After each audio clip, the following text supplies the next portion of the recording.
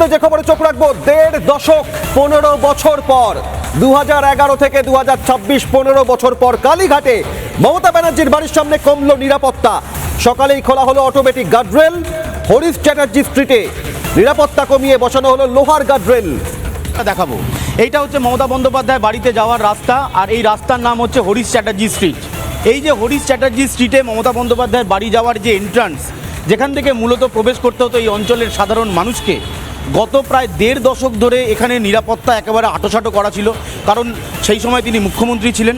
এবং এখানে একটা গার্ডরেল, ইলেকট্রিক অটোমেটিক যে গার্ডরেল, সেই গার্ডরেল বসানো হয়েছিল। তুমি দেখতে পাচ্ছ এইটা হচ্ছে সেই গার্ডরেল, অটোমেটিক গার্ডরেল, যেটা সুইচের মাধ্যমে অটোমেটিক এই রাস্তা ব্লক হয়ে যেত, এবং তারপর যখন পুলিশ মনে করতো এই রাস্তা খোলার প্রয়োজন হচ্ছে তখন রাস্তা খোলা হতো।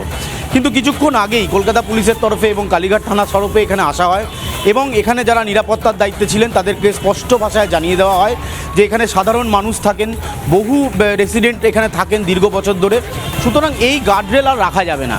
এখানে যদি নিরাপত্তার বন্দোবস্ত করতে হয়, বিদায়ী মুখ্যমন্ত্রী তিনি, ফলে এই মুহূর্তে এখানে নর্মাল গার্ডরেল লাগাতে হবে। এবং সেই কারণে তুমি দেখতে পাচ্ছ এই যে অংশটা যেখানে আমি দাঁড়িয়ে রয়েছি, এই যে ইলেকট্রিক অটোমেটিক গার্ডরেলের যে রাস্তা, সেটা সম্পূর্ণটাই খুলে দেওয়া হয়েছে এবং এখানটা বন্ধ করে দেওয়া হয়েছে। নিরাপত্তারও বেশ কিছুটা কমেছে, কারণ আমরা এত বছর ধরে সাংবাদিকতা করছি এবং এই চত্বরে আমরা দীর্ঘ সময় ধরে এসেছি। নিঃসন্দেহে এখানে একটা আঁটোসাঁটো নিরাপত্তা থাকতো, কারণ তৎকালীন মুখ্যমন্ত্রী মমতা বন্দ্যোপাধ্যায় তিনি এখানে থাকতেন, তার বাড়ি এখানে।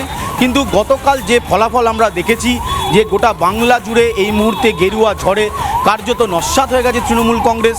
একাধিক হেভিওয়েটরা তারা হেরেছেন, মমতা বন্দ্যোপাধ্যায় নিজে হেরেছেন। তারপর আজকে সকাল থেকে এই মুহূর্তে কালীঘাট চত্বরে তুমি দেখতে পাচ্ছ মমতা বন্দ্যোপাধ্যায় যে হরিশ চ্যাটার্জি স্ট্রিটের বাড়ি, সেই বাড়ির ঢোকা এবং বেরোনোর রাস্তা একেবারে পরিষ্কার।